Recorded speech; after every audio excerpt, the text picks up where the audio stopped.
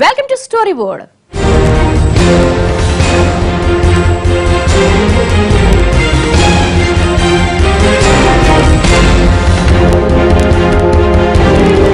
ఆరు నెలలుగా నెలకొన్న హడావుడి, 2 నెలలుగా సాగుతున్న ప్రచారం, ఉచిత హామీలిచ్చి కొందరు, మాటల కోటలు కొట్టి మరికొందరు, ప్రలోభాల పర్వానికి తెరలేపిందొకరు, నోట్ల కట్టలతో ఓట్లకు ఎరలు వేసింది మరొకరు. ఇలా 5 రాష్ట్రాల ఎన్నికల్లో కీలక అంకం ముగిసింది. 3 రాష్ట్రాల మెజార్టీ స్థానాలకు జరిగిన ఎన్నికలతో దాదాపుగా నేతల భవిత ఈవీఎంలలో డిసైడ్ అయిపోయింది.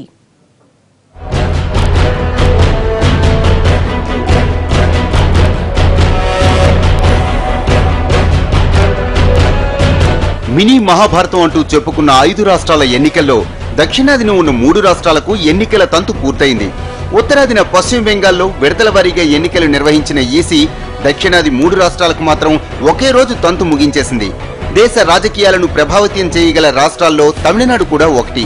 తమిళ అధికార పీఠం ఎవరికి కట్టబెట్టాలన్న ఓటర్ల తీర్పు ఈవీఎంలలో నమోదైంది. అల్పపీడన ప్రభావంతో తమిళనాడులో చెన్నై సహా 8 జిల్లాల్లో జోరు వాన కురిసినా ఓటర్లు మాత్రం వెనక్కు తగ్గలేదు. అటు రాజకీయ పార్టీల వరాల జల్లుల కన్నా ఇటు అకాలంలో కురిసిన చిరుజల్లులను ఓట్ల జడివాన మించిపోయింది.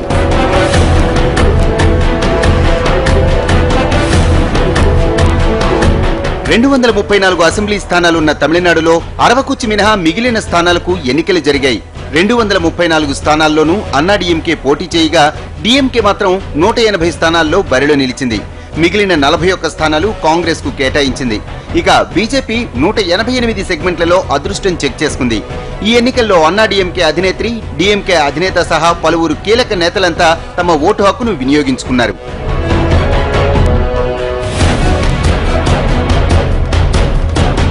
ఇక తమిళ ఓటర్ల తీర్పు ఎలా ఉంటుందన్నది ప్రస్తుతానికి సస్పెన్స్. తమిళనాడులో అల్పపీడన ద్రోణి ప్రభావంతో వర్షాలు కురిసినా ప్రజలు మాత్రం వెనకడుగు వేయలేదు. ఉదయం మందకొడిగా సాగిన పోలింగ్ సాయంత్రానికి బాగా పుంజుకుంది. వర్షాల ప్రభావం ఉన్న 8 జిల్లాల్లో పోలింగ్ ను సాయంత్రం 7 గంటల వరకు పొడిగించారు. మొత్తంగా తమిళనాడులో 75% వరకు పోలింగ్ నమోదైంది. ఈ భారీ పోలింగ్ శాతం ప్రభుత్వ వ్యతిరేకతేమో అని అధికార పార్టీ నేతల్లో గుబులు మొదలైంది. కానీ అమ్మ ప్రవేశపెట్టిన ఉచిత పథకాలే తమకు శ్రీరామ రక్ష అన్న ధీమాలో ఉన్నారు అన్నాడీఎంకే అభ్యర్థులు.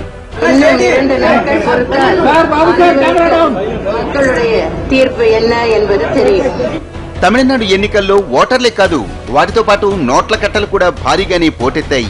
ఎన్నికల సందర్భంగా జరిగిన తనిఖీల్లో 100 కోట్లకు పైగా అక్రమ ధనాన్ని ఈసీ స్వాధీనం చేసుకుంది. వీటితో పాటు చాలా చోట్ల భారీగా మద్యం కూడా పట్టుబడింది. తమిళనాడులో ఈసారి భారీగా డబ్బు మద్యం పంచి ప్రలోభాలకు ఓటర్లను లోను చేశారన్న అభిప్రాయాలు వినిపిస్తున్నాయి. A mockery of the election process, the use of money, and the election commission has done very well to seize this. But what proportion is this of the total money used to corrupt the election process, the voting process? That's a big question for you to answer. Give it, and there's no great financial crisis.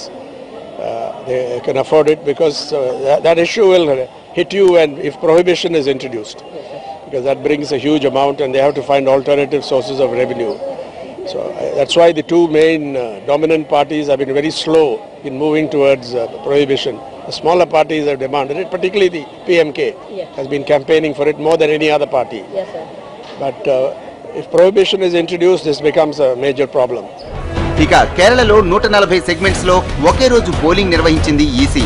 2 కోట్లకు పైగా ఉన్న ఓటర్లు పార్టీలు కూటముల భవిష్యత్తును మీటల పెట్టెలో నిక్షిప్తం చేశారు.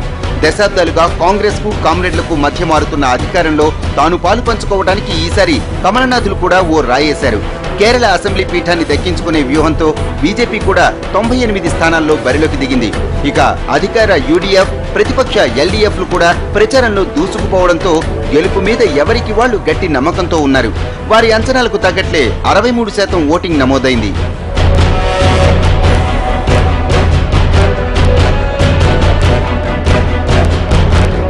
కేరళలో ఎన్నికల్లో ఎన్ని జాగ్రత్తలు తీసుకున్నా మధ్య ప్రవాహం మాత్రం ఆగలేదు. ఇక కేరళలో అన్ని పార్టీలు భారీగానే డబ్బులు పంచాయన్న వార్తలు వినిపించాయి. కొన్ని కీలక సెగ్మెంట్స్ లో ఓటుకు 2000 రూపాయల వరకు పంచినట్లు తెలుస్తోంది.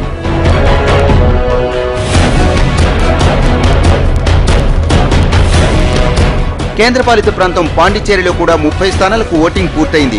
ఈ ఎన్నికల్లో అధికార ఆల్ ఇండియా ఎన్ఆర్ కాంగ్రెస్ మరోసారి పీఠం దక్కించుకుంటామన్న ధీమాతో ఉంది. ఇక కాంగ్రెస్, బీజేపీ, అన్నాడీఎంకేలు కూడా ఈసారి ఎన్నికల బరిలో ఉన్నాయి. దాదాపు 10 లక్షల మంది ఓటర్లలో 6.5 లక్షల మంది వరకు ఓటు హక్కు వినియోగించుకున్నారు.